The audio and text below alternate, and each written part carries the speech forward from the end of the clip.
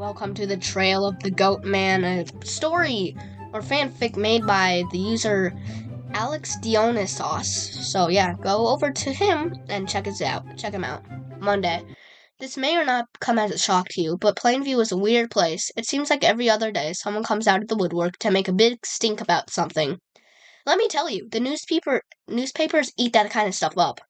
And every single time, it turns out to be nothing, which is why, when Albert Sandy was rambling about seeing a goat on his way to school today, I just ignored him. Until he said something that got everyone's attention. And then, I'm not kidding, the goat stood up on its back legs like a person. It was huge, like 9 feet tall. Well, to me, the idea of a 9-foot goat sounded absolutely impossible. I figured everyone would just shrug it off like they always do with Albert, but they didn't this time. Instead, they all swarmed around Jeremy Pudgeons, whose dad owns Pudgeons Farm, so I guess they all assumed he's an expert on goats or something. Jeremy said it sounds like one of his dad's goat had maybe gotten loosened from the pen, so he'd just have his dad handle everything. That seemed like the end of it, until a few minutes later, when people started freaking out and passing around Jeremy's phone. After everyone saw the text, they all doubled down on listening to Albert, who was clearly making up as he went along. So then it starts sprinting at me, swinging an axe.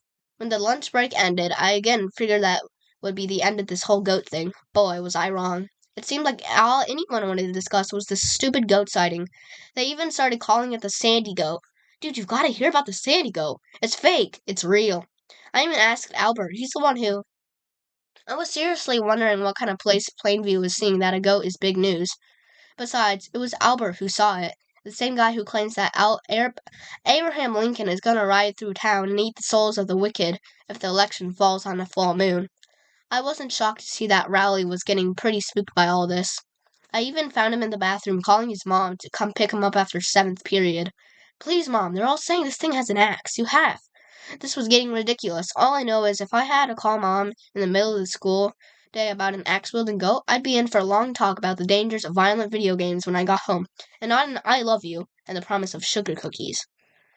After putting up with this nonsense for the rest of the day, I figured I'd be able to get a break from this whole goat business at home.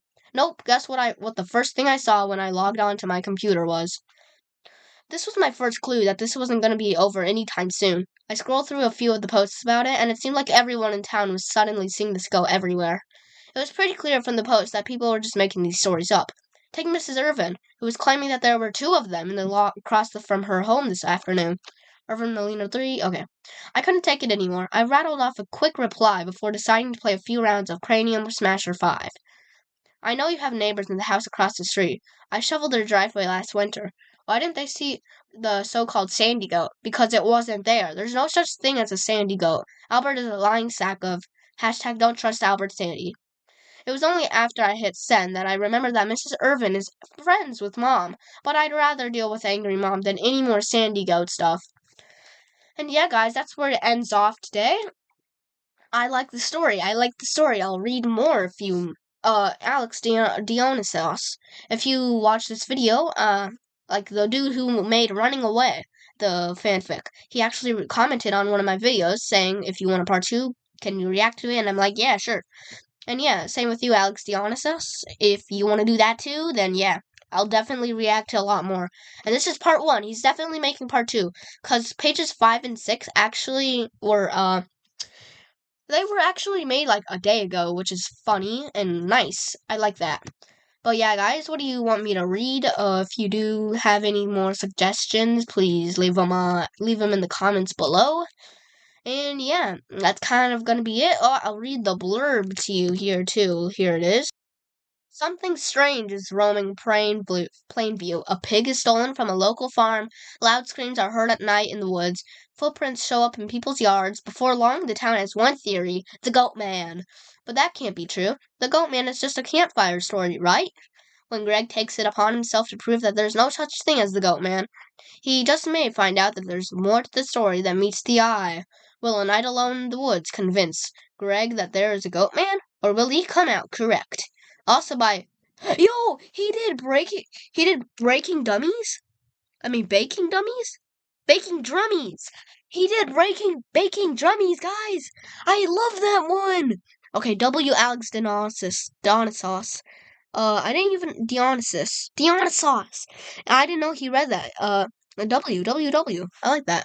Anyways, guys, yeah. Again, give me some suggestions. I'm kind of running low on ideas. I'm just going to r/loaded diaper to see what else people have. And thankfully, people are storing me up with stock. And yeah, if you want some more, yeah, just comment down below, leave a like, or else the Goatman will come for you, or the Sandy Goat. But if you subscribe, guess what happens? The Goatman, or Sandy Goat, will eat me. Alright, guys, whatever. What am I even talking about? Anyways, guys, yeah.